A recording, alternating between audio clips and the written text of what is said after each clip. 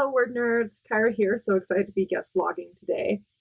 For those of you who don't know, I've spent the past few years in a graduate program studying linguistics, which means that I spend all of my time looking at the language of different types of writing and different types of speaking and analyzing it. Today I wanted to talk a little bit about a project that I did recently for one of my classes where I looked specifically at the language of query letters. For this project, I had a database of query letters that were submitted to an actual literary agency, and I was looking at language differences between the query letters that the agency requested more pages from versus the ones that received a form rejection. Basically what I was doing in this project was I was taking these two different sets of query letters, the successful ones and the unsuccessful ones, and I was comparing different linguistic features, different types of language to see what the differences were between the successful and unsuccessful letters. I'm not going to bore you with the details of how I did this project and like the stats that I did, but I'm going to focus on the findings because I think they were kind of interesting.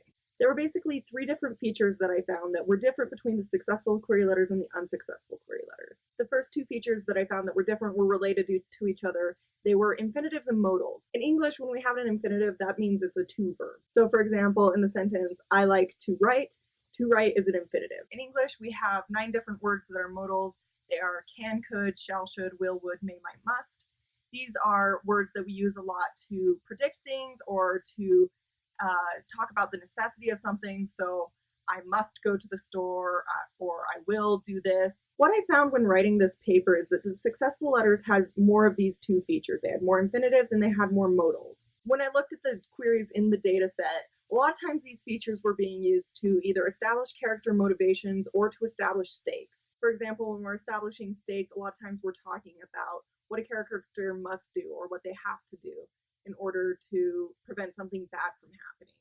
And a lot of times that's going to use those modals we were talking about. The other interesting difference that I found between successful query letters and unsuccessful query letters in this project is that just in general, successful query letters had more verbs. They were verbier. In your query letter, you really want to be focusing on plot. You want to be focusing on action.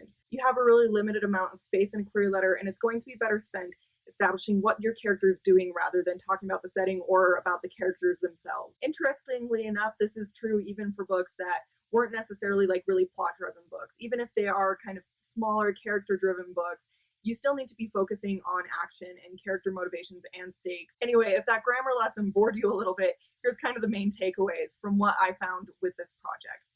In your query letter, you want to make sure that you are establishing character motivations. Talk about what your character wants to do, what they are trying to do, and what about the plot is going to get in the way of them doing that. Finally, make sure you're focusing on plot. I know as authors, we love the characters we create, we love the worlds we create, but ultimately what's going to get a reader invested in your query letter and ask for more pages is knowing what plot is going to be happening. They want to know what action is going to be happening on the page. This project was also really fun for me because I've been reading and critiquing query letters for quite a while now, and this was kind of a scientific way of examining whether the advice and the kind of intuition that I've been using to evaluate query letters and to give feedback to people about their query letters is actually kind of upheld by the statistics and the experiment that was run here. Query letters, of course, are really, really difficult to write, so I think it helps to have any kind of idea of what sort of things might be helping push your query letter